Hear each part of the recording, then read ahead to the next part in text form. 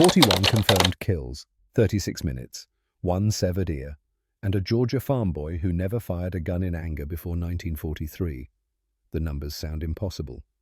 The kind of story that gets dismissed as propaganda, exaggerated in the retelling, inflated by time and distance until the truth disappears beneath layers of myth. But every detail of what happened on the morning of May 11, 1945, was verified by Army investigators, confirmed by witnesses, and documented in official records that still exist today. This is not a legend. This is what one man did when 100 enemy soldiers came to kill everyone he knew. Before we get into the story, if you want to see how a sharecropper's son with a third-grade education became the deadliest American soldier in 36 minutes, hit that like button right now. Every like tells YouTube to share this story with more people. These men deserve to be remembered, and you're helping make sure that happens. Now let's get back to May 11, 1945. But first we need to understand who this man was, because what he did that morning makes no sense without knowing where he came from. Screven County, Georgia, 2017. The highway ceremony took place on a humid Saturday morning in late September. Highway 301, a two-lane strip of asphalt that cuts through pine forests and cotton fields, had been renamed. A new sign stood beside the road green with white lettering: Roscoe Kimball Medal of Honor Highway. Cars passed without slowing. Most drivers never noticed the sign. Those who did probably assumed it honored some distant historical figure, someone from the Civil War maybe, or World War I.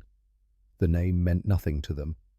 Standing beside that sign was a man in his mid-30s, Marine Corps veteran, 2 tours in Iraq, the kind of weathered look that comes from seeing things you can't unsee.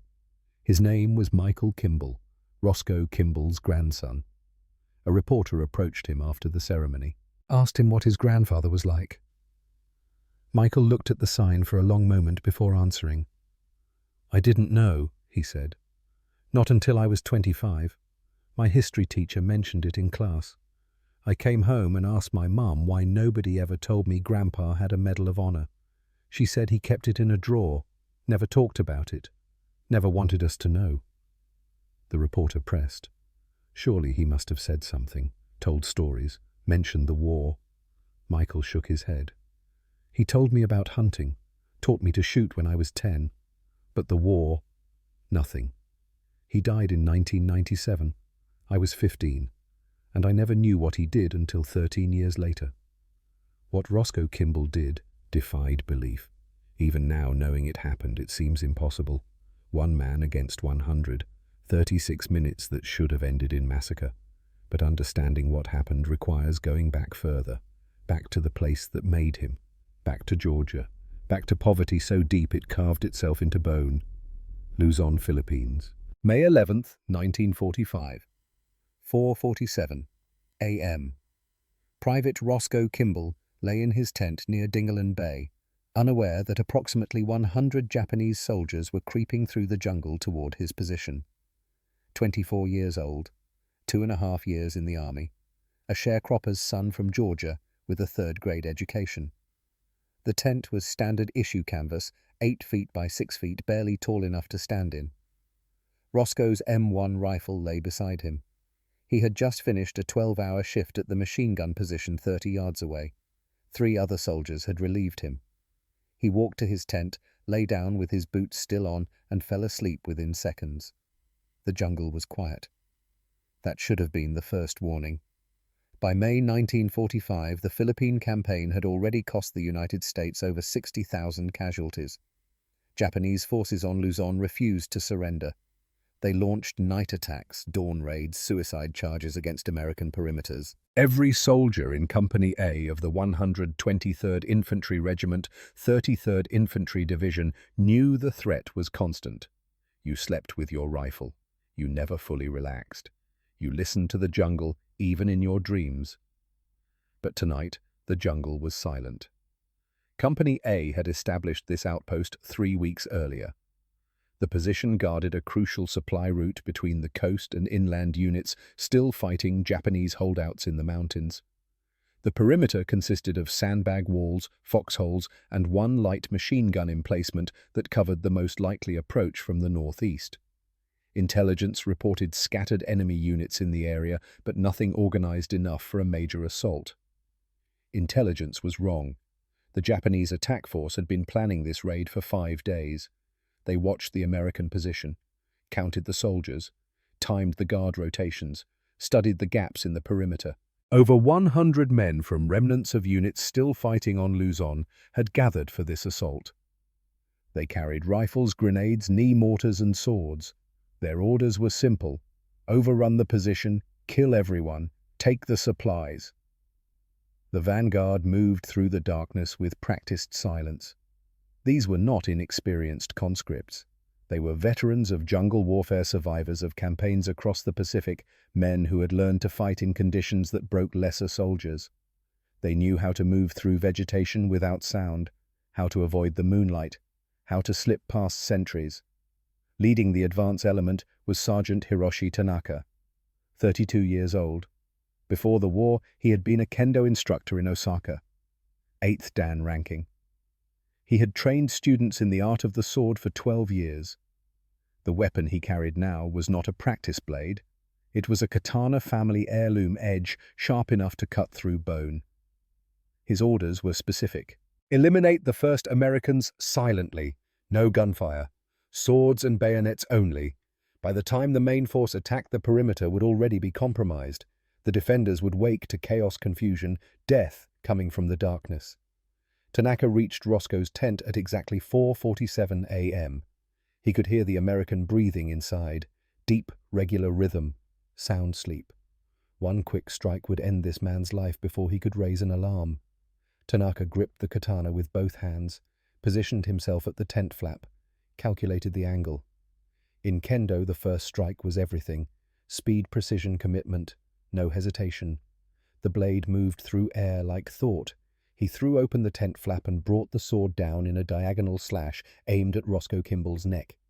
In the darkness, he misjudged the distance by 3 inches. The blade caught Roscoe on the side of the head instead. It severed the top half of his right ear. Blood sprayed across the canvas. The pain was immediate, searing, the kind of shock that burns through sleep like voltage. Roscoe's eyes opened to agony and the silhouette of a man standing over him with a raised sword. He had less than 1 second to react. Tanaka was already bringing the blade down for a second strike. This one would not miss. The angle was corrected. The target was clear. Everything moved in fractions of seconds now. The sword descended. Roscoe's hand found his rifle in the darkness. He did not aim. He did not think. 24 years of survival instinct took over. He swung the M1 like a club.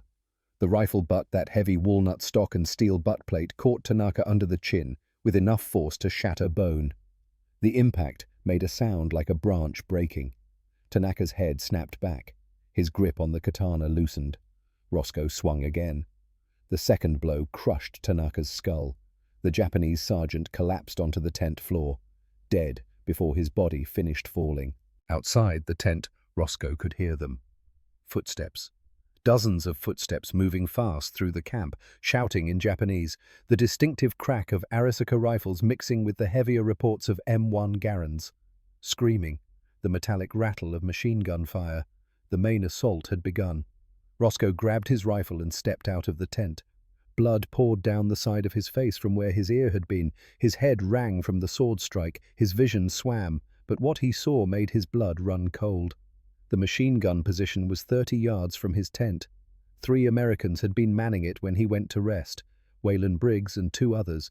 Now he could see muzzle flashes in the pre-dawn darkness, figures struggling around the sandbag emplacement, Japanese soldiers pouring through the perimeter from the northeast like water through a broken dam.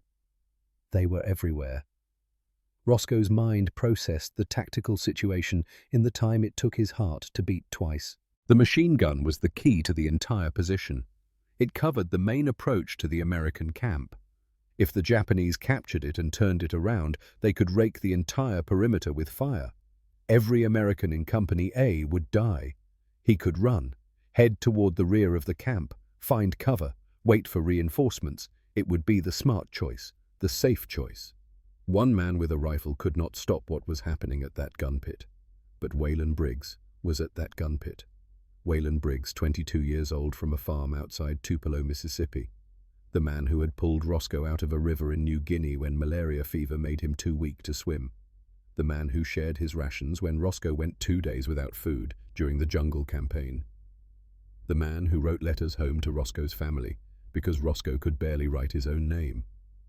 Roscoe started running toward the machine gun position. He had 8 rounds in his rifle. They had 100 men and the element of surprise. The math did not favor a Georgia sharecropper. But math had never stopped Roscoe Kimball before. To understand what happened next, you need to understand who Roscoe was. Not just that morning, but long before. Because the man who charged into hell at 4:47 a.m. on May 11th, 1945, had been preparing for that moment his entire life. He just did not know it yet. Screven County, Georgia, 1933.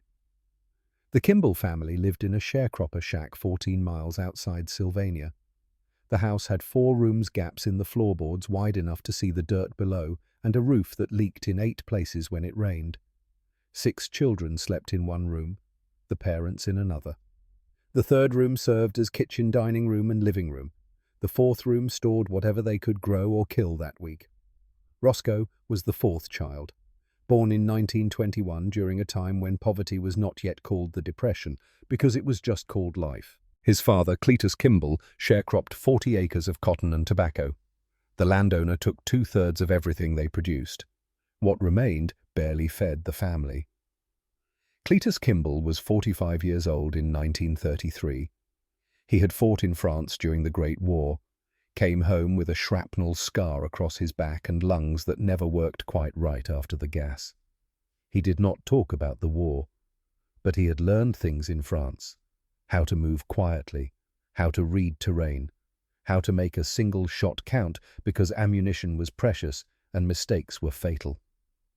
When Roscoe turned 8, his father took him into the woods behind the shack, handed him a .22 rifle that was older than both of them. "You see that squirrel?" Cletus pointed to a tree 50 yards away, dark shape moving among the branches. Roscoe nodded. "You got 1 shot," his father said. "Rifle's only loaded with 1 round. You miss that, squirrel's gone. You hit, we eat. You understand what I'm telling you?" Roscoe understood. His stomach understood. Every meal in the Kimball house was uncertain. Sometimes there was cornbread. Sometimes there was nothing. A missed shot was not an abstraction. It was hunger. It was his younger sister going to bed crying because there was no food. He raised the rifle, tried to remember everything his father had shown him. Breathe slow. Sight picture. Squeeze the trigger. Don't pull it. The .22 cracked. The squirrel fell. Cletus picked up the animal and examined it. Clean headshot. He looked at his son for a long moment. "A missed shot ain't just a miss, boy," he said. "It's your sister going hungry tonight. It's your mama trying to make soup from nothing. You remember that every time you pull a trigger. Every shot matters. Every single one." Roscoe never forgot. By the time he was 12, he could hit a squirrel at 50 yards 9 times out of 10. By 14, he was bringing home rabbits, possums, occasional deer. The family ate because Roscoe did not miss. And in learning not to miss, he learned something else. How to read the woods, how to move through vegetation without sound, how to track animals by reading signs most people never noticed. Broken twigs, disturbed leaves, the way birds went silent when predators approached. He learned to shoot under pressure, because when your family's next meal depends on the shot, every shot is pressure. The Depression hit in 1929, but for sharecroppers in rural Georgia, it was hard to tell the difference. They had been poor before, they were poor now. The only change was that everyone else finally understood what poor meant. 1935 was the year the crops failed completely. Boll weevils destroyed the cotton. Drought killed the tobacco. The landowner took his 2/3 of nothing and told Cletus to do better next year. The Kimball family survived on whatever Roscoe could hunt. That summer, when Roscoe was 14, he learned about pack tactics. The family kept 12 chickens in a coop behind the house. Those chickens meant eggs, which meant protein, which meant the difference between malnutrition and starvation. The chickens were more valuable than furniture. Roscoe woke one night to screaming from the coop. He grabbed the .22 and ran outside. 3 coyotes had broken through the wire. 2 were killing chickens. The third watched the approaches, acting as sentry. Roscoe shot the sentry first. The other 2 turned toward the gunshot. He had 2 rounds left in the magazine, worked the bolt, dropped the second coyote. The third charged him. He fired his last round at 15 feet. The coyote collapsed mid-leap. His father found him standing among the dead animals, rifle empty, hands shaking. "You did good," Cletus said, "but you know what you learned tonight." Roscoe shook his head. "Predators don't hunt alone. They spread out, they surround, they coordinate. You got lucky because you saw the sentry. Next time you might not. So you remember this. When you're facing multiple threats, you keep moving. You never stay in one place. You force them to react to you instead of you reacting to them. You understand?" Roscoe understood. He did not know it then, but that lesson would save his life 10 years later. By 1937, Roscoe had stopped going to school. He had finished 3rd grade before his father pulled him out to work full-time. Reading and writing were luxuries the family could not afford. They needed him in the fields. They needed him hunting. Education meant nothing when you were trying to survive the next season. But while Roscoe could barely read, he had developed other skills. He could track a deer through underbrush so thick it blocked sunlight. He could judge wind speed and direction by watching leaves. He could estimate range to within 5 yards without tools. He understood the woods in a way that went beyond knowledge. It was instinct, bone deep. The kind of understanding that comes from thousands of hours in an environment where mistakes mean going hungry. He was quiet by nature, kept to himself, worked hard, never complained. His brothers and sisters knew him as the one who brought home food when there was nothing else. His father knew him as the best shot in the county. His mother knew him as the boy who never asked for anything. In 1940, when Roscoe was 19, the sharecropping arrangement ended. The landowner sold the property. The Kimball family had 2 weeks to leave. They moved to a smaller place 30 miles away. Worse land, worse house. But they were alive and in Screven County in 1940. That counted for something. Roscoe turned 21 in October 1942. The war had been going for nearly a year. Men from the county were enlisting or getting drafted. The radio talked about places with names Roscoe had never heard. Guadalcanal, Midway, North Africa. The war seemed distant, abstract, something happening in a world that had nothing to do with Screven County. Then the draft notice arrived. His father read it to him. Report to Fort McPherson for induction, November 18th, 1942. "You'll do fine," Cletus said. "You can shoot better than any man I ever met. Army'll see that. They'll use you right." Roscoe had never been more than 50 miles from home, never seen a city, never been around more than 30 people at once. The idea of leaving Georgia, of going to places he could not imagine, terrified him in ways he could not articulate. But you did what you were told. You did your duty. That was how Cletus had raised him. On November 18th, 1942, Roscoe Kimball walked to the bus stop in Sylvania and rode to Fort McPherson. He brought nothing but the clothes he wore. He owned nothing else worth bringing. Fort McPherson, Georgia, November 1942. The induction process was humiliating. They stripped him down, examined him like livestock, asked him questions he could barely understand. When they handed him forms to fill out, he stared at the paper for long seconds before admitting he could not read well enough to complete them. The sergeant who processed his paperwork looked at him with poorly concealed contempt. "Can you sign your name?" "Yes, sir." "Do that here. I'll fill out the rest." Roscoe signed. His handwriting was crude, the letters uneven but legible enough. They gave him a number, sent him to medical screening, told him to stand in lines, move here, wait there. The army was noise and confusion, and orders barked by men who expected instant obedience. Roscoe did what he was told, stayed quiet, drew no attention. Basic training started 3 days later. The drill sergeants were loud. They cursed constantly. They screamed at men for infractions Roscoe could not understand. The entire experience felt designed to break something inside recruits, to strip away whatever they had been and rebuild them into something else. Roscoe had spent his life being broken by poverty. This was just a different kind of hard. He excelled at physical training. Years of farm work had built strength that gymnasium exercises could not match.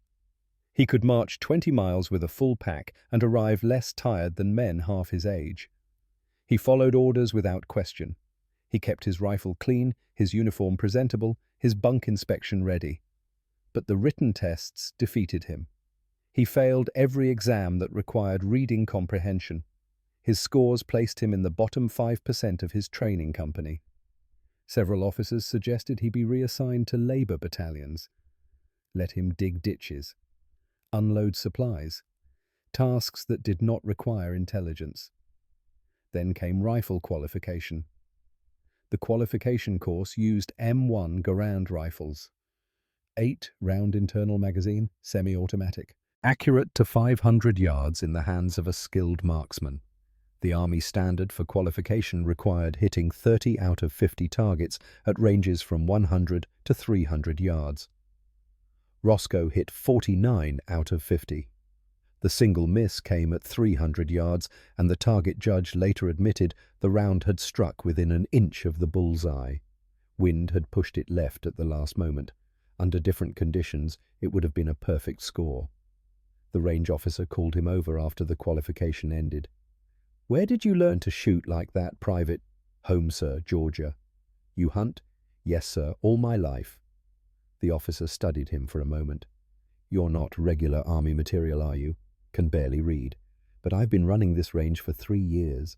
I've qualified thousands of men. I've never seen anyone shoot like you just did." "Thank you, sir." "It's not a compliment. It's an observation. The Army doesn't know what to do with you. You're illiterate, but you're the best natural marksman I've ever met. Someone's going to figure out how to use you. I just hope they're smart about it." They were not smart about it. Roscoe finished basic training in February 1943. He was assigned to the 33rd Infantry Division scheduled to ship to the Pacific Theater. His role, rifleman. Standard infantry, no special designation, no recognition of his skills, just another body to fill the ranks. The 33rd Division embarked for the Pacific in June 1943. Roscoe had never seen the ocean. The transport ship terrified him. Thousands of tons of steel floating on water that stretched to the horizon. He spent the first week seasick, unable to eat, convinced the ship would sink. It did not sink. It carried them to New Guinea. New Guinea, August 1943. The jungle was hell. Heat that turned uniforms into sodden rags within minutes. Humidity that made breathing feel like drowning. Insects that swarmed constantly, biting, crawling, laying eggs in any exposed skin. Vegetation so thick you could not see 10 feet in any direction. And somewhere in that green nightmare, Japanese soldiers who knew the terrain better than you ever would. Company A landed on the northern coast and pushed inland. Their objective was to clear enemy positions blocking the advance toward Leh. Intelligence reported scattered resistance, light opposition, the kind of language that meant nothing when bullets started flying. Roscoe's first combat engagement happened 3 days after landing. The company was moving through jungle on a trail barely wide enough for single file. Roscoe was 15 men back from the point. The morning was quiet, except for the sounds of men breathing equipment rattling boots on mud. The ambush came without warning. Machine gun fire erupted from concealed positions 30 yards ahead. The point man went down immediately. 3 others fell in the first burst. The rest of the column scattered into the vegetation, seeking whatever cover existed. Roscoe dropped behind a fallen log. Bullets clipped leaves above his head. He could hear screaming, orders being shouted, the sustained hammering of a Japanese Type 96 machine gun ripping through the canopy. His platoon sergeant, a man named Vernon Tate from Texas, bellied up beside him. "You see the gun?" Roscoe looked, studied the jungle, saw nothing but green and shadow. Then he noticed it, a gap in the vegetation about 40 yards ahead and slightly left. The muzzle flash was just visible through the opening. The machine gun had been positioned to fire down the trail. Perfect ambush placement. "Yes, sir. 40 yards, left of the trail, behind the big fern cluster." Vernon stared at him. "You can see that?" "Yes, sir." "Can you hit it?" Roscoe thought about the shot. 40 yards through jungle, target partially concealed, moving. He had made harder shots hunting deer. "I can hit it." Vernon looked at him for a long moment, then nodded. "Do it!" Roscoe raised his M1, found the gap in the vegetation, waited for the muzzle flash. When it came, he put his front sight on that flash and squeezed the trigger. The machine gun stopped. Vernon keyed his radio, called for the squad to advance. They moved forward cautiously, found the Japanese position. 2 men dead behind the Type 96. One of them had a hole through his chest. Roscoe's round had entered just below the sternum and punched through the spine. The gunner had died instantly. Vernon examined the body, looked back at Roscoe. "You made that shot through jungle at 40 yards?" "Yes, sir." "With iron sights?" "Yes, sir." Vernon whistled low. "You just became this company's designated marksman. You understand what that means?" Roscoe did not, but he said yes anyway. Over the next 14 months, Roscoe fought through New Guinea. He killed men he could see and men he could not. He learned to sleep in mud, to eat rations that tasted like cardboard, to shit in the jungle while watching for snipers, to keep moving when exhaustion made every step agony. He saw men die in every way war allows. Bullets, grenades, disease, accidents, suicide. He watched a soldier from Tennessee step on a mine and disappear in a pink mist. He helped carry a man with half his intestines hanging out who begged them to let him die. He shot a Japanese soldier so young the boy probably had not started shaving. That last one haunted him. The engagement happened near the village of Finchhafen, November 1943. Roscoe's platoon was clearing a defensive position when they encountered a lone enemy soldier in a foxhole. The soldier was maybe 17, probably younger. He raised his rifle when the Americans approached. Roscoe shot him through the chest before he could fire. Afterward, while they cleared the position, Roscoe found a photograph in the dead soldier's pocket. A family portrait. Mother, father, 2 younger sisters. The boy in the center wearing what looked like a school uniform, smiling. Roscoe stared at that photograph for a long time. Vernon Tate found him sitting beside the body. "You all right?" "He's just a kid." "So are you." "I'm 22. And he was trying to kill you. You did what you had to do. That's all any of us are doing out here." Roscoe nodded. But he kept the photograph, slipped it into his pocket. He did not know why. Maybe as a reminder that the enemy was human. Maybe as penance. He carried it for the rest of the war. By May 1945, Roscoe Kimball had survived 18 months of jungle combat. He had seen men crack under the pressure, watched soldiers who seemed strong collapse into gibbering wrecks after one firefight too many, seen good men make fatal mistakes because they were too tired, too scared, too worn down to think clearly. But Roscoe had not broken. Partly because he was quiet by nature. Partly because nothing in the Pacific was harder than sharecropping in the Depression. Mostly because he had learned long ago how to endure things that should not be endured. The 33rd Division moved to Luzon in April 1945. The campaign was supposed to be mop-up operations, clear the remaining Japanese holdouts, secure supply routes, easy duty after the hell of New Guinea. Company A established an outpost near Dingalan Bay on May 1st. The position guarded a road between the coast and inland units. Intelligence said the area was mostly clear. A few scattered enemy soldiers, but nothing organized. For 10 days, nothing happened. Routine patrols, guard rotations, boredom punctuated by moments of tension that led nowhere. On the night of May 10th, Roscoe had a dream. He was back in Georgia. Age 14, standing in front of the chicken coop. 3 coyotes circled in the darkness. But in the dream, there were not 3. There were dozens. Hundreds. They moved through the shadows with coordinated precision, surrounding him, cutting off escape routes. He raised his rifle, fired. The coyotes kept coming. He woke with a start at 3 a.m., covered in sweat, heart pounding. The tent was quiet except for the sound of other men breathing. Everything was normal. But the dream lingered. Waylon Briggs was on guard duty outside. Roscoe found him smoking a cigarette, staring at the jungle. "Can't sleep?" Waylon asked. "Bad dream."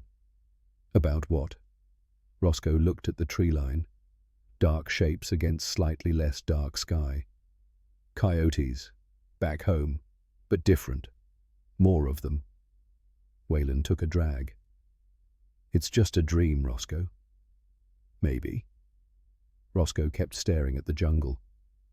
"But something's coming. I can feel it." "Feel what?" "Don't know. Just something." They stood in silence for a moment. Then Waylon stubbed out his cigarette. "You've been in the bush too long," he said. "Making you paranoid?" Roscoe nodded.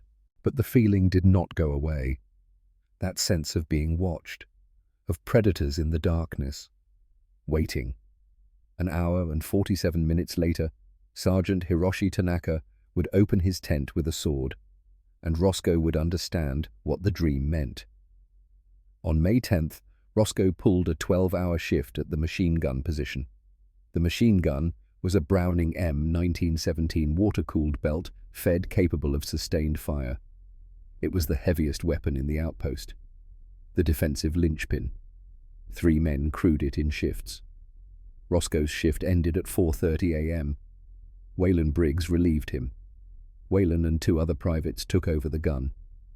Roscoe walked back to his tent, lay down, fell asleep. 17 minutes later, Sergeant Hiroshi Tanaka opened his tent flap with a sword, and everything Roscoe Kimball had learned in 24 years of life came down to the next 36 minutes. Roscoe Kimball stepped out of his tent into a nightmare. The machine gun position was under assault. He could see it clearly now in the grey pre-dawn light. Japanese soldiers swarming over the sandbag walls, muzzle flashes, the sound of rifle fire mixing with screaming. Waylon Briggs and the other 2 gunners were fighting hand to hand with at least 10 enemy soldiers in that 8-foot by 6-foot pit. Blood poured down the right side of Roscoe's face from where his ear had been severed. The wound burned like someone had pressed a hot iron against his skull. His head rang from the sword strike. Vision swam. But his hands found the rifle, checked the bolt, 8 rounds loaded, safety off. The machine gun position was 30 yards away. Between Roscoe and that position, Japanese soldiers were pouring through gaps in the perimeter. He could see them in clusters, moving fast, rifles with fixed bayonets. Some carried grenades, others had swords. This was not a probing attack. This was a full assault designed to overrun the outpost before the Americans could organize a defense. Roscoe started running. He covered the first 15 yards before they saw him, a lone American bleeding from a head wound, charging directly at their position. 2 Japanese soldiers raised rifles.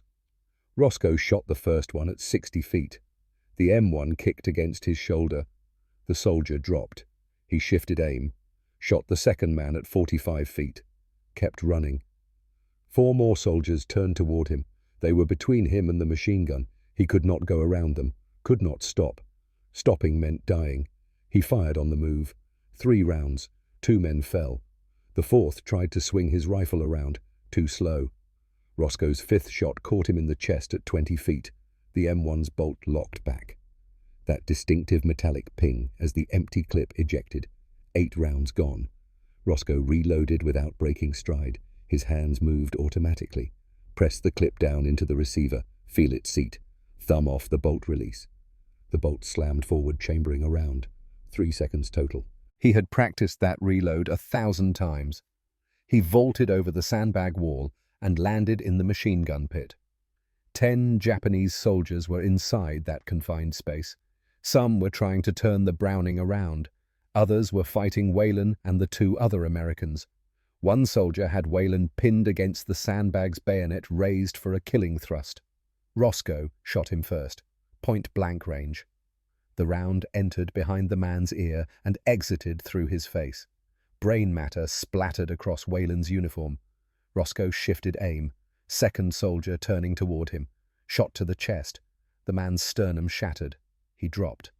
Third soldier raising a rifle. Headshot. The skull came apart. The space inside the pit was chaos. Bodies moving in the pre-dawn darkness. Muzzle flash lighting faces for split seconds. The smell of gunpowder mixing with the copper stink of blood. Someone screaming. Roscoe could not tell if it was American or Japanese. Fourth shot. The round caught a soldier in the throat. Arterial spray painted the sandbags red. Fifth shot. Chest shot. The man staggered backward and fell. Sixth shot. Another headshot at arm's length. The sound was deafening in the confined space. 2 rounds left. A Japanese soldier lunged at him with a bayonet. The blade came at Roscoe's midsection. He twisted. The bayonet caught his uniform, tearing fabric but missing flesh. Roscoe shot him at arm's length. The final round caught the man in the throat. The soldier collapsed backward, hit the sandbag wall, slid down, leaving a blood smear. M1 pinged empty again. 3 Japanese soldiers were still alive in the pit. They had heard that sound. They knew what it meant. The American's rifle was empty. They moved toward him with bayonets extended. Roscoe reversed his grip on the M1 before the empty clip finished falling. He swung the rifle like an axe. 8 pounds of walnut and steel moving fast. The buttstock connected with the first soldier's temple. Bone cracked. The sound was like stepping on eggshells. The man went down like someone had cut his strings. The second soldier tried to block with his forearm. The rifle butt shattered his ulna and continued into his skull. Roscoe felt the impact travel up the stock, felt bone give way. The soldier dropped. The third soldier lunged with his bayonet. Roscoe sidestepped, brought the rifle down on the back of the man's neck. Vertebrae snapped. The sound was audible even over the gunfire coming from elsewhere in the camp. Silence in the gun pit. Bodies everywhere. 10 Japanese soldiers dead. Whalen Briggs slumped against the sandbags, clutching a bayonet wound in his shoulder. One of the other Americans was dead. The third was unconscious, bleeding from a head wound. Roscoe looked at Whalen. "Can you move?" Whalen nodded. His face was pale. Shock setting in. "Get back to the rear. Find the aid station." "The gun. I'll handle it. Go." Whalen grabbed the unconscious soldier and started dragging him toward the rear of the perimeter. It was the right call. The man would bleed out if left behind. But it meant Roscoe was now alone at the most important defensive position in the outpost. He turned to the Browning machine gun. Something was wrong. The weapon sat at an odd angle. During the fighting, someone had knocked it askew. Roscoe examined it quickly. The feed tray was bent. Not much, maybe 2 degrees, but enough that the belt would not feed properly. He tried to cycle the action. The bolt jammed halfway. The machine gun was useless. Roscoe looked up from the broken weapon. Dawn was spreading across the eastern horizon. In that grey light, he could see movement at the edge of the jungle 60 yards away. Japanese soldiers regrouping. He counted quickly. At least 20. Probably more behind them in the trees. He had just killed 10 men in close quarters combat. His rifle was empty. The machine gun was broken, and they were coming again. Roscoe reached down and pulled a bandolier of ammunition from one of the dead Japanese soldiers. American .30 caliber rounds. The man had probably taken it from a previous engagement. Trophy. Proof of kills. Now it would be used against his own people. Roscoe loaded a fresh clip into his M1. 8 rounds. He had maybe 6 more clips on the bandolier. 56 rounds total against an enemy force that still numbered close to 90 men. He settled into the gun pit among the bodies of the men he had just killed, rested his rifle on the sandbag wall, and waited. The second wave emerged from the jungle at a run. 20 soldiers in the first line, more behind them. They came screaming. Battle cries meant to terrify, bayonets extended. This time they knew the machine gun was out of action. This time they expected to overrun the position through sheer numbers. Roscoe put his front sight on the lead soldier and squeezed the trigger. The M1 Garand was designed for rapid semi-automatic fire. A trained soldier could empty the 8-round clip in under 10 seconds. Roscoe was not a trained soldier in the formal sense. He was a hunter from Georgia who had been shooting since childhood. He was faster. First soldier dropped at 60 yards. Roscoe shifted aim.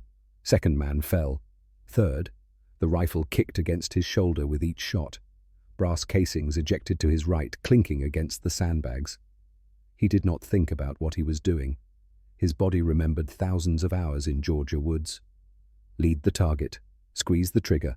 Acquire the next target. Repeat. The clip ejected with a ping. Roscoe slammed in a fresh one from the bandolier. The charging wave had covered 20 yards during his reload. 40 yards now. He started firing again. Fourth soldier. Fifth. Sixth. Each shot precise. Each round finding its target. The Japanese soldiers in the second wave had expected to find a captured machine gun position. They had expected their comrades to be turning that gun on the sleeping Americans. Instead, they found one man with a rifle cutting them down with mechanical precision. Seventh shot. Eighth. Reload. Some of the attackers made it to within 15 yards of the gun pit before Roscoe dropped them. Others tried to veer left or right seeking cover. He tracked them and fired. A moving target was easier to hit than a stationary one. Roscoe had learned that hunting deer. An animal that moved betrayed its position. An animal that froze could hide. These men were running. They could not hide. The second wave broke. The survivors scattered back toward the jungle seeking the cover of the trees. Roscoe counted the bodies in front of his position. 11 more. 21 total since the attack began. He did not have time to feel relief. From somewhere in the jungle came a hollow thump, then another. Knee mortars. The Japanese had brought indirect fire support. The first round exploded 10 yards to Roscoe's left. Dirt and shrapnel sprayed across the gun pit. He flattened himself against the sandbags. The second round hit closer. The third landed directly on the parapet, showering him with debris. The Japanese had learned from the first two waves. They were not going to charge blindly into his rifle fire again. They would soften the position with mortars first, kill him or force him to keep his head down, then send in the infantry. Roscoe understood the tactical problem immediately. If he stayed in the gun pit, the mortars would eventually find him. The Japanese gunners were adjusting their aim with each shot, getting closer. But if he moved, he would lose the only fortified position in this section of the perimeter. A grenade landed 3 feet from him. Roscoe grabbed it and threw it back over the sandbags. It exploded in mid-air. The blast wave knocked him sideways. His ears rang. Blood from his severed ear had soaked through the makeshift bandage he had pressed against the wound. His hands were slick with gore. Some of it was his. Most belonged to the men he had killed. Another mortar round hit the sandbags directly. The wall partially collapsed. Roscoe was now half exposed to the jungle. He made his decision. Staying meant death. He grabbed 2 bandoliers of ammunition from the dead soldiers around him, slung them over his shoulder. 32 more rounds. He was down to maybe 40 rounds total now, against an enemy that still numbered 70 or more. Roscoe ran. Japanese rifle fire cracked from the tree line. Bullets snapped past his head. He sprinted 15 yards to a shallow depression in the ground. Not a proper foxhole, just a slight dip in the terrain where rainwater had eroded the soil. He threw himself into it and rolled onto his back. Rounds kicked up dirt inches from his face. He crawled to the edge of the depression. Found a firing position. The Japanese infantry was moving again. They thought he was running. They thought he was retreating. 2 squads emerged from the jungle at a fast walk, rifles ready, moving toward the abandoned gun pit. Roscoe let them get to 30 yards. Then he opened fire. The attackers had bunched together while crossing open ground. A mistake. Roscoe's first shot dropped the point man. His second hit the soldier directly behind. The group scattered, but there was no cover between the jungle and Roscoe's new position. He picked them off as they ran. 8 rounds. Reload. 8 rounds. The survivors reached the gun pit and found only bodies, their comrades from the first wave. They had expected to find the American there. Instead, they found him shooting at them from a completely different angle. 3 more fell before they could locate his muzzle flash. Roscoe changed position again.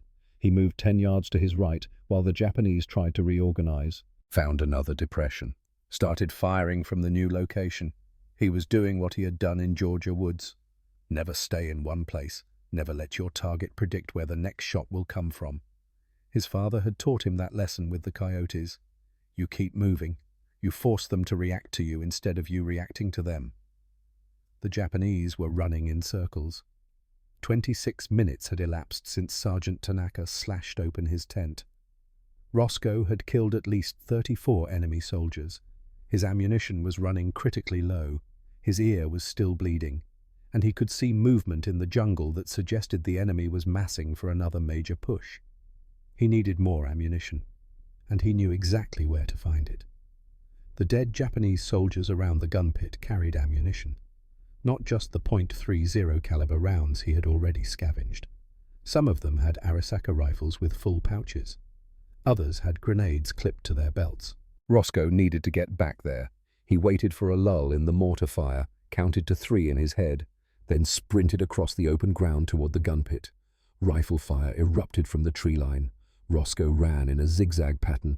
A bullet tugged at his sleeve. Another cracked past his ear so close he felt the pressure wave. He dove the last 5 feet and landed among the bodies he had created 20 minutes earlier. The smell hit him immediately. Blood and cordite and voided bowels. The copper tang of death mixed with gunpowder. Roscoe ignored it. He had butchered hogs on the farm, had gutted deer in Georgia's summer heat. The smell of death was familiar. He moved quickly through the bodies, grabbed every bandolier he could find, every loose clip. He found 4 American ammunition pouches on men who had probably taken them as trophies from previous engagements. 64 more rounds. He stuffed the clips into his pockets and belt. A Japanese soldier appeared over the sandbag wall. The man must have crawled forward while Roscoe was gathering ammunition. His rifle was already coming up. Roscoe shot him through the chest at 2 feet. The muzzle flash left powder burns on the man's uniform. He grabbed the dead man's grenades. 3 of them. Japanese Type 97 fragmentation grenades. Roscoe had never used one before, but he had seen them, knew how they worked. Pull the pin, strike the cap against something hard, count to 4, throw. Movement in his peripheral vision. More soldiers approaching from the left. Roscoe armed a grenade, counted, threw it over the sandbags. The explosion was followed by screaming. He armed the second grenade, threw it toward the tree line where muzzle flashes were concentrated. More screaming. He was out of the gun pit before the third grenade left his hand, running again, a new position. Keep moving. The sky was light enough now to see clearly. Dawn had fully broken. Roscoe found a shell crater 15 yards from his previous depression. Dropped into it. The crater was 3 feet deep, enough cover to protect him from direct fire. He could see the entire approach from the jungle to the perimeter. Bodies littered the ground between his position and the trees. He counted quickly. 28 visible, maybe 30. Some were still moving. Wounded men trying to crawl back toward their lines. Roscoe let them go. A wounded man required 2 healthy soldiers to carry him. Every casualty he created multiplied the enemy's problems. The mortar fire had stopped. Roscoe understood why. The Japanese had lost visual contact with him. Their mortar crews could not adjust fire on a target they could not see. He had maybe 15 minutes before they repositioned observers. He used the time to reload every empty clip he carried. His fingers worked automatically. Press the rounds into the clip. Feel for the spring tension. 8 rounds per clip. He had scavenged enough ammunition for approximately 10 reloads, 80 rounds. 80 rounds against however many Japanese soldiers were still in that jungle. 31 minutes had elapsed since the attack began. Roscoe had killed or wounded at least 36 enemy soldiers. But he knew the math was not in his favor. The Japanese had started with roughly 100 men. Even if half of them were down, that left 50, and he was still alone. Where was the rest of Company A? The answer was complicated. The Japanese attack had hit multiple points along the perimeter simultaneously. Roscoe's position was on the northeast flank. Other soldiers were fighting their own battles on the south and west sides of the camp. The company commander was trying to organize a coherent defense, but in the darkness and chaos of a dawn assault coordination was almost impossible.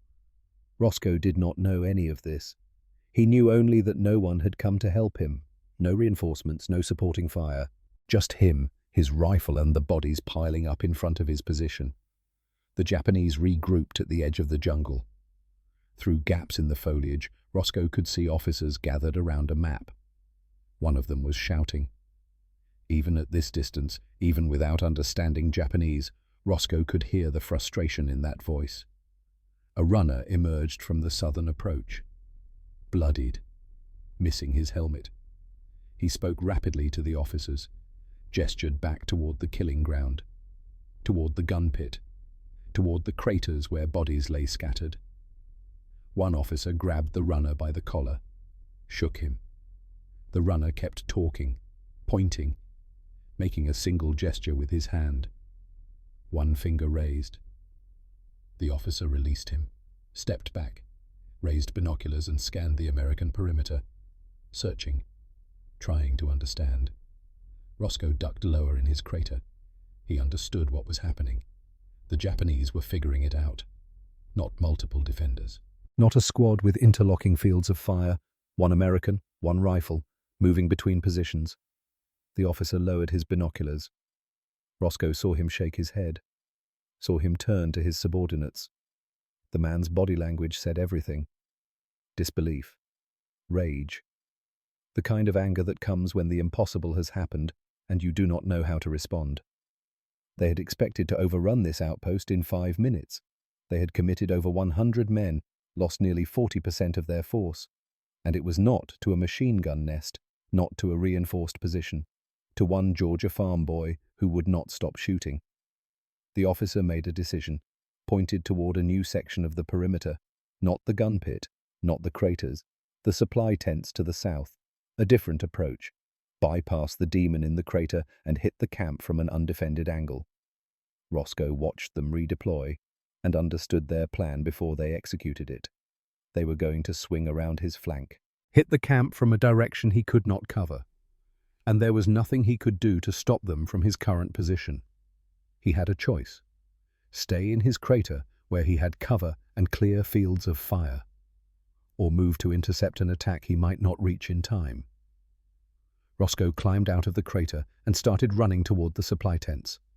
40 yards of open ground. He covered it in 8 seconds, threw himself behind a stack of ammunition crates just as the first Japanese soldiers emerged from the jungle on the southern approach. They had not expected him to be there. The lead element consisted of 12 soldiers moving in a tactical column. They were heading for the gap between 2 tents. Once through that gap, they would be inside the American perimeter, with clear shots at soldiers fighting on other sections of the line. Roscoe opened fire from behind the crates. The first 3 men in the column went down before the others could react. The 4th and 5th tried to return fire but could not locate him in the shadows between the tents. Roscoe shot them both. The remaining 7 scattered. Some ran back toward the jungle. Others dove for cover behind fallen logs and shallow depressions. Roscoe tracked the ones who went to ground. They were pinned, unable to advance, unable to retreat without exposing themselves. He shifted his aim to the tree line. More soldiers were emerging. The Japanese commander had committed his reserve force to this flanking attack. 20 more men, maybe 25. They saw their comrades pinned down and hesitated at the edge of the jungle. That hesitation cost them. Roscoe fired into the clustered soldiers. 8 rounds. Reload. 8 rounds. Bodies dropped among the trees. The survivors pulled back into deeper cover. 34 minutes into the attack. Roscoe had now killed or wounded at least 40 enemy soldiers. But something was changing. The Japanese were not attacking anymore. They were not regrouping for another wave. The jungle had gone quiet except for the moans of wounded men. Then Roscoe heard it. Voices, American voices, coming from the western edge of the perimeter. 2nd Platoon had finally fought through to his section of the line. Roscoe stood up from behind the ammunition crates, His legs were shaking. Exhaustion hit him like a physical weight. He had been running on adrenaline and survival instinct for 34 minutes. Now that the immediate threat was over, his body was shutting down. He took 2 steps and nearly fell, caught himself against a tent pole. Blood loss from his severed ear, dehydration, shock, everything catching up at once.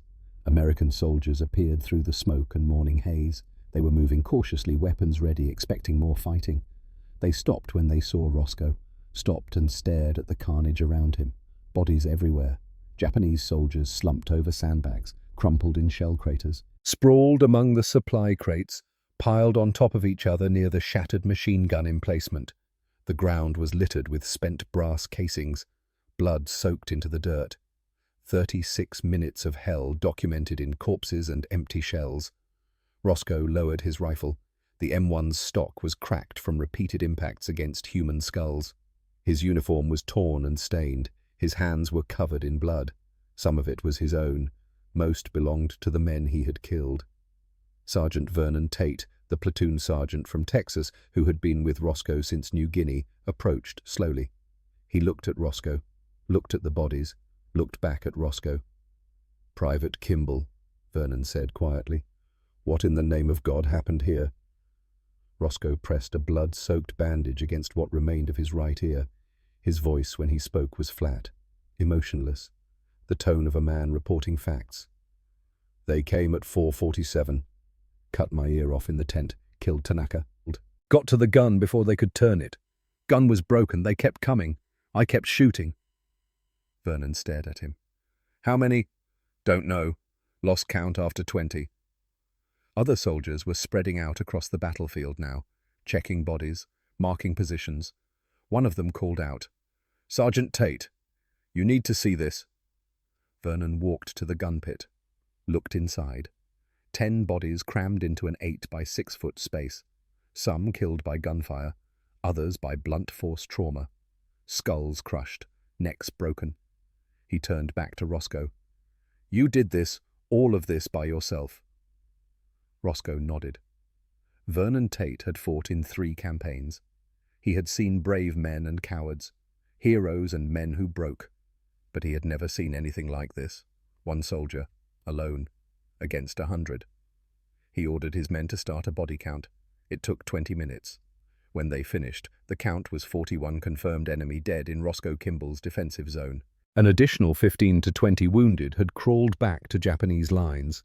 The numbers were so extreme that Vernon ordered them to count again. The second count confirmed it. 41 kills, 36 minutes. Vernon found Roscoe sitting on an ammunition crate. The private had not moved, had not spoken. He was staring at his hands, at the blood caked under his fingernails, at the tears in his knuckles from hand to hand fighting. "Kimball," Vernon said, "I need you to tell me exactly what happened, from the beginning." "Can you do that?" Roscoe told him. The tent, the sword, the machine gun, the waves of attackers, each position he had taken, each time he had moved. He spoke in short sentences. No embellishment, no drama, just facts. Vernon did not believe him, could not believe him. No single soldier could kill 41 men in 36 minutes. It was impossible. But the evidence did not lie. Spent M1 casings littered the ground at every position Roscoe described. The trajectory of wounds on Japanese bodies matched the firing angles from those positions, and every other American in Company A had been accounted for. They had all been fighting on different sections of the perimeter. The sun was fully up now. May 11th, 1945. A morning that should have ended in massacre, should have seen Company A overrun, every American killed, the supplies captured. Instead, it had ended with a pile of enemy dead and one Georgia sharecropper still standing. Roscoe Kimball sat on that ammunition crate and watched flies beginning to gather on the bodies. He was 24 years old. He had just killed 41 men in close combat. And somewhere deep inside, beneath the exhaustion and the shock and the pain from his severed ear, something had broken that could never be repaired. The battle was over. But for Roscoe, the war was just beginning. The intelligence and investigation team from 33rd Infantry Division headquarters arrived at the Dingalan Bay outpost on May 13, 1945. 2 days after the battle. They came with clipboards, cameras, and deep skepticism about the report that had been forwarded up the chain of command. The report claimed that a single private had killed 41 enemy soldiers in 36 minutes while defending a machine gun position. Division command assumed the numbers were exaggerated. Combat reports always inflated enemy casualties. Soldiers under stress made mistakes. Somebody had miscounted, probably attributed kills from multiple defenders to one man. The investigators were there to find the truth. They spent 3 days at the outpost. They interviewed every man in Company A, plotted the positions of bodies before they were removed, examined ballistic evidence, measured firing angles, counted spent cartridges, studied the timeline, cross-referenced testimony from multiple witnesses. The lead investigator was a major named Harrison Webb, West Point graduate, 3 years in the Pacific. He had reviewed hundreds of after-action reports. He knew how combat stories grew in the telling, how chaos and fear distorted perception, how men desperate for heroes would sometimes create them out of thin air. But the evidence at Dingalan Bay told a story that could not be dismissed. The body positions matched Private Kimball's account exactly. 10 Japanese soldiers in the machine gun pit, all killed within a confined space. 11 more scattered across open ground leading to the pit. Another cluster near supply tents. The wounds were consistent with M1 Garand fire from the positions Kimball described. The brass casings formed a trail that documented his movements across the battlefield. Major Webb interviewed Roscoe on the second day. The private sat in a tent, his head bandaged where his ear had been, and answered questions in a flat monotone. No emotion, no pride. No, just facts delivered in the same tone someone might use to describe crop rotation. Private Kimball, the evidence supports your account, but I need to understand how one man accomplishes what you did. Walk me through your thinking. When the machine gun was disabled, why did you not fall back to a secondary position? The gun was the key to the perimeter, sir. If they took it, everyone died. You were alone, outnumbered approximately 100 to 1. Falling back would have been the tactically sound decision. Wayland Briggs was at that gun, sir. He saved my life in New Guinea. I wasn't leaving him. Webb studied Roscoe for a long moment. You killed 41 men to save one friend. I killed 41 men to save my company, sir. Wayland was just the first reason I had to start. The major made notes. Your marksmanship scores from basic training were exceptional, but shooting targets on a range is different from combat. Where did you learn to shoot under pressure? Georgia, sir. Hunting. If you miss, your family doesn't eat. That's pressure. Webb reviewed his notes, asked about specific moments in the battle. The decision to charge the gun pit instead of retreating. The choice to abandon the fortified position when mortars started falling. The constant movement between firing positions. Every answer Roscoe gave was consistent. No contradictions. No embellishments. He described killing 41 men the way another soldier might describe cleaning his rifle. Mechanical. Necessary. Done.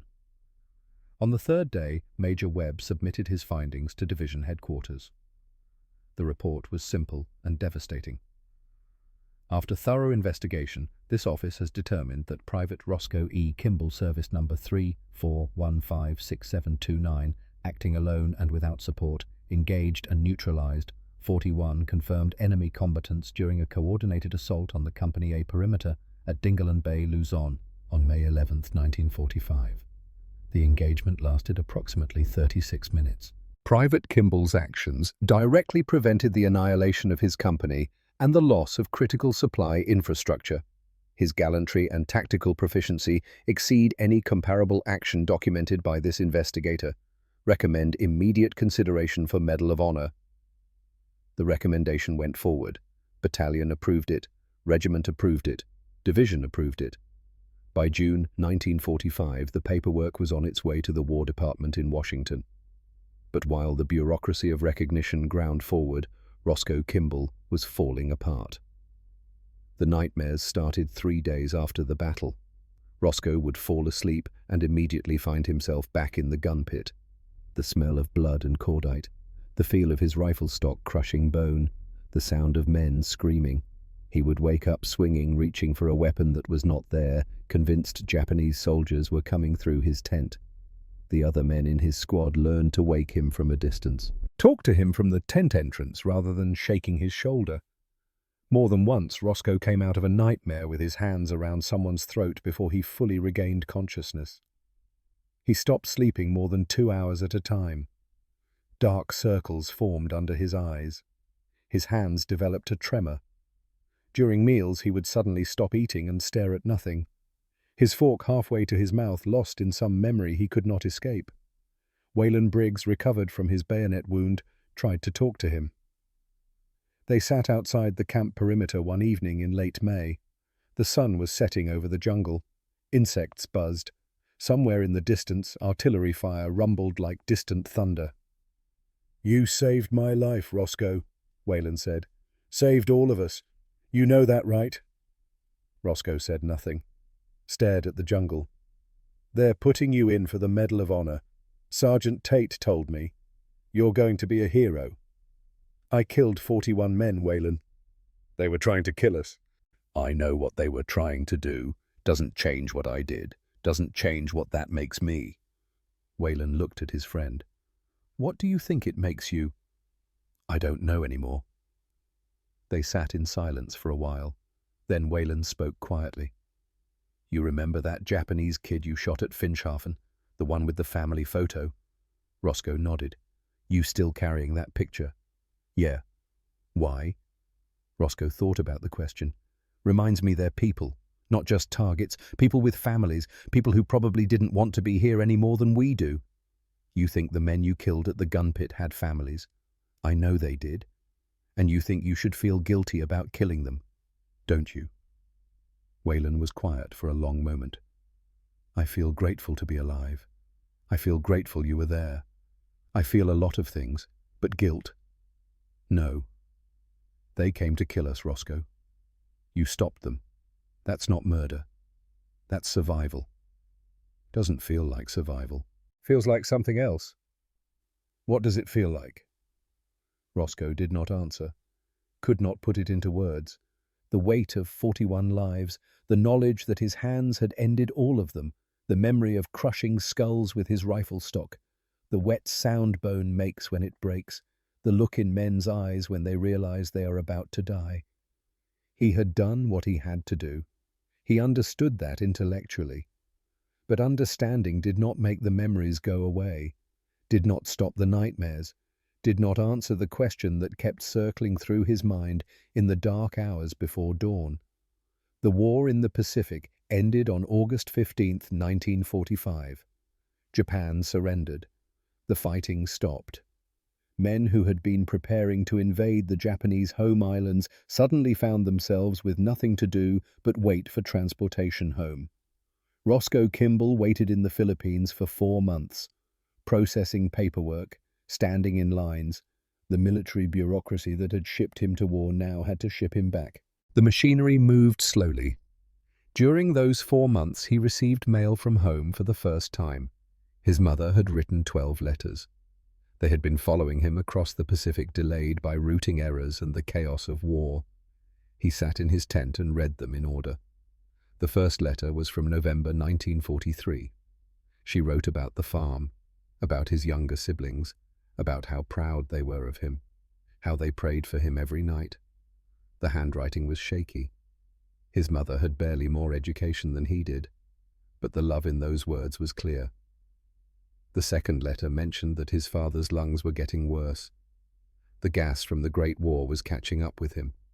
He could not work the fields as hard as he used to. They were struggling. By the 5th letter, his father had died. January 1944. Pneumonia that his damaged lungs could not fight. They buried him in the church cemetery outside Sylvania. The letter described the funeral. 23 people attended. Most of them were family. Roscoe read that letter twice, put it down, picked it up and read it again.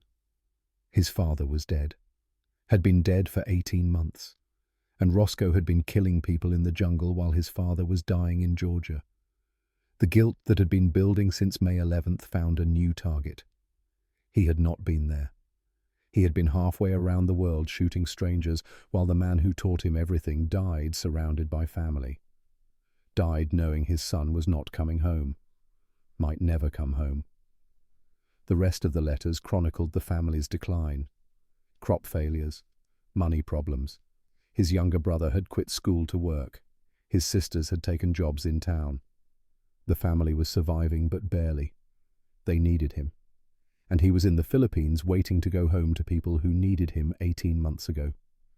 In December 1945, Roscoe boarded a transport ship for the United States. The Pacific crossing took 3 weeks.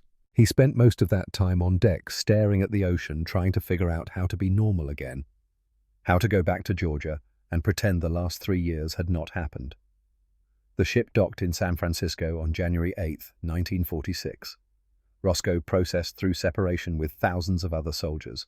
They gave him discharge papers, back pay, a bus ticket to Georgia, and a notice that he needed to report to Washington, D.C. on January 20th for a military ceremony. He did not understand why until he read the orders more carefully. The ceremony was for Medal of Honor recipients. He was going to receive the nation's highest military decoration from President Harry Truman. Roscoe folded the orders and put them in his pocket. He felt nothing. No pride, no excitement, just exhaustion and a desire to go home. But he would go to Washington first. You followed orders. That was what his father had taught him. The White House. January 23rd, 1946. The ceremony took place in the East Room. 27 Medal of Honor recipients stood in formation. Most were Army, a few Marines, 2 Navy. They wore dress uniforms that had been tailored specifically for this event. Roscoe's uniform fit poorly. The collar was too tight. The pants were too long. He looked like a child playing dress-up in his father's clothes. President Harry Truman entered the room. Everyone snapped to attention. The president moved down the line, shaking hands, asking questions. When he reached Roscoe, he paused. "Private Kimball, Georgia, correct?" "Yes, sir, Mr. President." "Says here you single-handedly stopped a force of 100 enemy soldiers, killed 41 of them, saved your entire company." "Yes, sir." "How does a farm boy from Georgia learn to fight like that?" Roscoe thought about the question, about the years hunting in the woods, about his father's lessons, about poverty so deep that missing a shot meant going hungry. "Necessity, sir. Georgia taught me that every shot matters. The Army just gave me more targets." Truman studied him for a moment, then nodded. "I've read the reports. What you did was extraordinary. The nation is grateful." "Thank you, sir." The president placed the Medal of Honor around Roscoe's neck. The medal was heavy, gold star suspended from a light blue ribbon. It felt like a weight pressing down on his chest, like something he did not deserve and could never escape. After the ceremony, reporters gathered in the hallway. They wanted interviews, photographs, quotes they could print in newspapers across the country. The American public was hungry for heroes, young men who had done impossible things, stories that made the war seem noble instead of brutal. A reporter from the New York Times approached Roscoe. "Private Kimball, how does it feel to be a hero?" Roscoe looked at the man. "Don't feel like a hero? But you saved your company, killed 41 enemy soldiers. The president just gave you the Medal of Honor." "I did what needed doing, same as every other soldier over there." "Come on, son. Be humble if you want, but what you did was special. Surely you feel some pride." Roscoe thought about the gun pit, the smell, the sound of skulls breaking, the nightmares that woke him every night. He thought about the Japanese teenager's family photo that he still carried in his pocket. "What I feel is tired," he said, "and ready to go home." The interview ended there. The reporter got his quote, but it was not the triumphant soundbite he wanted. The next day, the New York Times ran a small article about the ceremony. Roscoe Kimball was mentioned in passing. The reporter had found other heroes more willing to play the part. Roscoe did not care. He took a train from Washington to Georgia. 42 hours of travel. He sat by the window and watched America scroll past. Cities, farms, small towns, Everything looked the same as when he left, but he was different, fundamentally changed in ways he did not have words to describe. The train arrived in Sylvania on January 26th. His mother and siblings were waiting at the station. They hugged him, cried, told him how much they missed him, how proud they were. His mother touched the bandage that still covered the right side of his head where his ear had been. "What happened?" she asked. "Accident in the war. Nothing important." They walked to the truck his brother had borrowed, drove to the family's new place, a smaller farm than before, worse land. But they had managed to keep it during his absence. They were surviving. That night, his mother asked about the Medal of Honor. She had seen it mentioned in a telegram from the War Department, wanted to know what he had done to earn it. "Doesn't matter," Roscoe said. "Just did my job." "But they said you saved your whole company, that you fought alone against—" "I don't want to talk about it, Mama. Please." She looked at her son, saw something in his eyes that had not been there before, something hard and broken. She did not ask again. Roscoe took the Medal of Honor and put it in a drawer in his bedroom. He never took it out, never showed it to anyone. As far as he was concerned, it was just another piece of metal, heavy and useless and impossible to escape. The years that followed were hard in ways combat had not been. Roscoe tried to readjust to civilian life. He worked on the family farm, took odd jobs in town, helped his younger siblings when they needed it. He was 25 years old. He had survived 3 years of war. He should have been starting his life. Instead, he felt like he was just waiting for it to end. The nightmares continued. 3-4 times a week he would wake up swinging. His mother learned to recognize the signs, the thrashing, the muttered words in his sleep. She would stand outside his door and call his name until he woke up. Never entered the room, never tried to shake him awake. She had learned that lesson after he nearly strangled his younger brother one night. During the day, Roscoe was functional, quiet, competent. He could work a full shift, hold conversations, appear normal, but inside he was constantly alert, constantly scanning for threats. The sound of a car backfiring would send him diving for cover. The smell of fireworks on July 4th made him nauseous. Crowds made his heart race. There was no treatment available, no therapy, no counseling. In 1946, what Roscoe was experiencing did not have a name. Soldiers who struggled after combat were told to toughen up, be grateful they survived, move on, forget about it. So Roscoe tried to forget. He buried the memories as deep as he could, refused to talk about the war, avoided other veterans. When people asked about his military service, he would say he was in the infantry and change the subject. Most people in Screven County knew he had received some kind of medal. A few knew it was the Medal of Honor, but nobody knew the details. Roscoe never told them, and eventually people stopped asking. In 1950, he met a woman named Eula May Pritchard. She was 22 years old, daughter of a tobacco farmer from the next county over. They met at a church social. She knew Roscoe had been in the war, knew he had some kind of injury to his ear, but she did not push for details. They started courting in the summer of 1950, married that December, built a small house on land Roscoe's family owned, started a life together. Eula May was not naive. She recognized the signs, the nightmares, the hypervigilance, the way Roscoe would sometimes stop mid-sentence and stare at nothing. But she had grown up poor in rural Georgia. She understood hardship, understood that some things could not be fixed, only endured. She learned to wake him gently when the nightmares came, learned not to approach from behind, learned which topics to avoid. On bad nights when he could not sleep, she would sit with him quietly. No questions, no pressure, just presence. They had 3 children. William Jr., born in 1951, Sarah in 1953, Robert in 1956. Roscoe was a good father in the ways he knew how to be. He taught his sons to hunt, to shoot, to work hard, to take care of their family. He was present but emotionally distant, loving but unable to show it in conventional ways. His children grew up knowing their father was different, that something had happened to him in the war. but they did not know what, and Roscoe never told them. The Medal of Honor sat in a drawer in his bedroom. Sometimes late at night when he could not sleep, he would take it out and hold it, feel the weight of it, remember what it represented. 41 lives ended, the mathematics of survival that made no sense. He never wore it, never displayed it. As far as he was concerned, it was a reminder of the worst thing he had ever done. Not the bravest, the worst. In 1970, Roscoe's eldest son, William Jr., was drafted.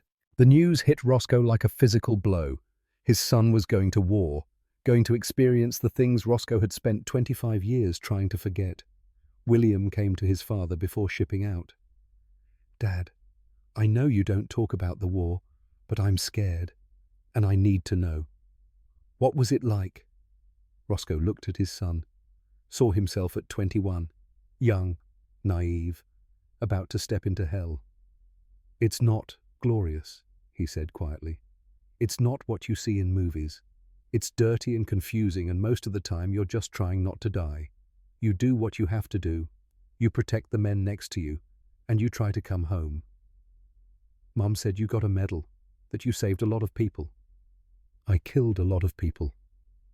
That's what the medal's for. Killing. But you saved your company, right? That's what matters." Roscoe was quiet for a long time. Then, "When you're over there, you'll understand. Saving and killing, they're the same thing. You can't do one without the other. And afterward, you live with both." William shipped out in February 1971, came home with a Purple Heart and the same 1,000-yard stare his father had carried for decades. Father and son never talked about their experiences, but they understood each other in a way that did not require words. They had both been to the same hell, different war, same demons. By 1990, Roscoe was 69 years old. His children were grown, his grandchildren were in school. He had worked various jobs throughout his life: farmhand, factory worker, mechanic, nothing special, nothing that drew attention. He had lived quietly in Screven County for 44 years since returning from the war. Most people who knew him had no idea what he had done in 1945. The Medal of Honor was still in a drawer, still hidden, still a secret he kept from almost everyone. Then one of his grandsons, Michael, came home from school with a history assignment: research a family member who served in the military. Michael had chosen his grandfather. "Grandpa, my teacher said you have a Medal of Honor. Is that true?" Roscoe was sitting on his porch, quiet afternoon. He had been thinking about nothing in particular. Now his 12-year-old grandson was asking about the war. "Who told you that?" "My teacher." He looked it up. "Said you're in the official records. Medal of Honor for action in the Philippines, 1945. Roscoe was quiet. "Is it true?" "Yeah, it's true. Can I see it?" Roscoe thought about saying no, about protecting his grandson from the knowledge of what he was capable of. But the boy deserved to know, deserved to understand that his grandfather was more than just an old man on a porch. He went inside, opened the drawer in his bedroom, took out the Medal of Honor. It was tarnished. The ribbon had faded. He had not touched it in years. He brought it outside and handed it to his grandson. Michael held it carefully, looked at the gold star, the inscription. "What did you do to get this?" "Something I had to do." "But what exactly?" Roscoe looked at the boy. 12 years old, same age Roscoe had been when he started hunting to feed his family, old enough to understand some truths, too young to understand others. "War's not something you talk about, son. It's something you survive. And if you're lucky, you get to come home and try to forget it." "Did you forget?" "No." Michael turned the medal over in his hands. "My teacher said you're a hero. Your teacher's wrong. I'm just someone who did what he had to do and lived with it afterward. That's not heroism. That's just survival." The boy did not understand, could not understand, but he would remember this conversation. Years later, when he joined the Marines and went to Iraq, he would think about his grandfather's words, would understand what Roscoe meant about survival and heroism, and the weight of doing things that could not be undone. But in 1990, Michael was just a boy holding his grandfather's medal and trying to reconcile the quiet old man on the porch with the hero in the history books. Roscoe took the medal back, went inside, put it back in the drawer. He would not take it out again until the day he died. April 5th, 1997. Roscoe Kimball died at home, surrounded by family. He was 76 years old. 52 years had passed since that morning in the Philippines. 52 years of living with the weight of 41 lives ended in 36 minutes. His death was quiet, peaceful, the opposite of how he had lived for so long. Eula May held his hand. His children were there, several grandchildren. The room was full of people who loved him. In his final hours, Roscoe drifted in and out of consciousness.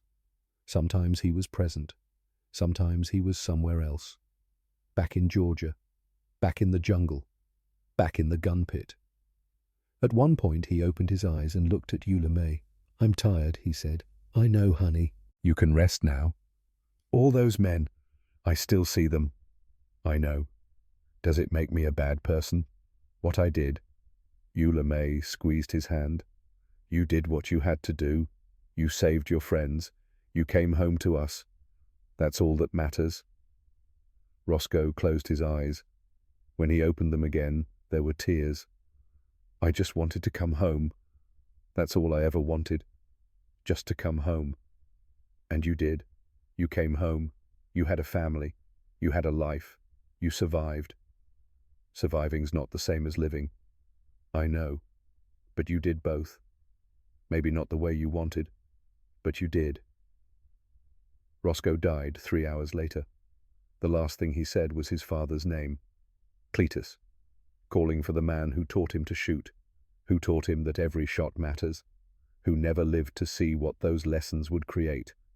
They buried him in the Sylvania Cemetery not far from where his father was buried. Military funeral, full honors. The Medal of Honor was displayed on his casket. 23 people attended. Most were family. A representative from the Veterans Administration presented the flag to Eula May, spoke the traditional words. "On behalf of the President of the United States Army, and a grateful nation, please accept this flag as a symbol of our appreciation for your loved one's honorable and faithful service." Eula May accepted the flag, did not cry. She had cried all her tears in private. Now she was strong for the family, strong the way Roscoe had needed her to be for 47 years. After the funeral, his children cleaned out his house, found the Medal of Honor in the drawer, found the cracked rifle stock he had kept in the barn, found letters from men he had served with, found evidence of a life lived in the shadow of 36 minutes that changed everything. Among the items they found was the photograph, the Japanese teenager from Finschhafen, the family portrait Roscoe had carried for 2 years. The image had faded. The edges were worn from being handled, but you could still see them. Mother, father, 2 sisters, a boy in a school uniform, smiling. William Jr. looked at the photograph for a long time. "Why did he keep this?" he asked his mother. Eula May took the photograph, studied the faces. "Your father killed 41 men in 36 minutes. 41 families lost someone that day. I think he kept this to remember that, to remember they were people, not just enemies." "Should we try to find them? Return it?" Eula May shook her head. "Some debts can't be repaid. Some wounds can't be healed. Your father carried this burden for 52 years. Now it's time to let him rest." They buried the photograph with Roscoe. Some burdens should not be passed on, but neither should they be forgotten. 41 Japanese soldiers died at Dingalan Bay. 41 families received telegrams. 41 mothers mourned sons who would not come home. This is their story too, and it deserves to be remembered alongside Roscoe's. They donated the rifle stock to the Georgia Veterans Museum. The Medal of Honor went to William Jr., who would eventually pass it to his son Michael. 20 years later, in 2017, the Georgia State Legislature voted to rename a section of Highway 301. It became the Roscoe Kimball Medal of Honor Highway. The ceremony took place on a humid Saturday in September. Politicians gave speeches. Veterans saluted. A new sign was unveiled, green with white lettering. Most of the people who attended had never known Roscoe. They knew the story, the numbers, but they had not known the man. Michael Kimball stood beside that sign. He was 35 now, Marine veteran, 2 tours in Iraq. He understood things about his grandfather that he had not understood at 12. A reporter asked him what Roscoe would have thought about the highway being named in his honor. Michael thought about the question, about the quiet old man on the porch, about the medal hidden in a drawer, about a life spent trying to forget the thing he was being honored for. He would have been embarrassed, Michael said. Grandpa didn't want recognition, didn't want people to know what he did. He just wanted to be left alone. But he was a hero. He saved lives. He was a man who did what he had to do and then spent the rest of his life trying to live with it. I don't know if that makes him a hero, but it makes him human. The reporter scribbled notes, asked if Roscoe ever talked about the war. Never. Not once. He died in 1997. I was 15, and I never knew what he did until my history teacher told me 3 years later. That's who my grandfather was, a man who received the Medal of Honor and kept it in a drawer for 51 years because he didn't want anyone to know. Do you think he was wrong to hide it? Michael looked at the highway sign, at the cars passing without slowing, at the legacy of a man who never wanted one. I think he understood something most people don't, that surviving something terrible doesn't make you special, it just makes you a survivor. And sometimes surviving is harder than dying. Grandpa survived 52 years after that morning. 52 years of nightmares and guilt and trying to figure out how to be normal. That took more courage than anything he did with a rifle. The ceremony ended. People dispersed. The highway remained. Cars continued to pass. And somewhere perhaps Roscoe Kimball's spirit finally rested. The weight of 41 lives lifted, the burden of survival released. Or perhaps not. Perhaps some weights can never be lifted, some burdens never released. Perhaps all we can do is carry them until we cannot carry them anymore. The damaged rifle stock sits in the Georgia Veterans Museum in Milledgeville. A placard beside it reads, M1 Garand rifle stock used by Medal of Honor recipient Private Roscoe E. Kimball during action at Dingalan Bay, Luzon, May 11th, 1945. Stock cracked during hand-to-hand combat. 41 confirmed enemy kills. 36 minutes. Visitors stop and look at it sometimes. Read the placard. Try to imagine what it must have been like. They cannot.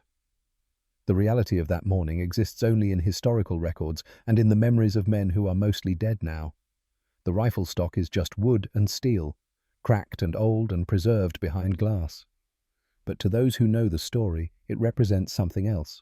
The capacity of human beings to do terrible things for good reasons, the cost of survival, the weight of necessary violence. Roscoe Kimball never wanted to be remembered as a warrior. He wanted to be remembered as a father, a husband, a man who worked hard and took care of his family. But history does not care what we want. It remembers what it chooses.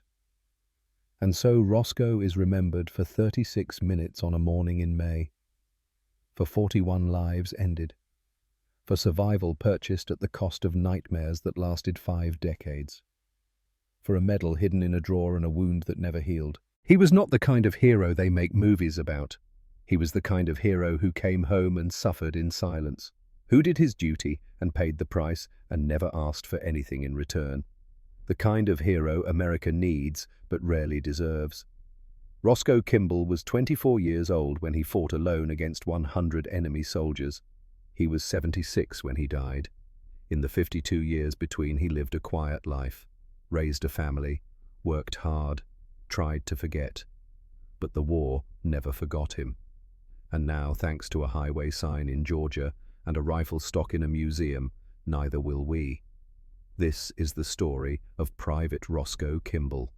sharecropper's son, Medal of Honor recipient, the man who killed 41 enemy soldiers in 36 minutes and then went home and never spoke of it again. If this story moved you, hit that like button and subscribe. We tell these stories every week because men like Roscoe Kimball deserve to be remembered, not just for what they did, but for who they were.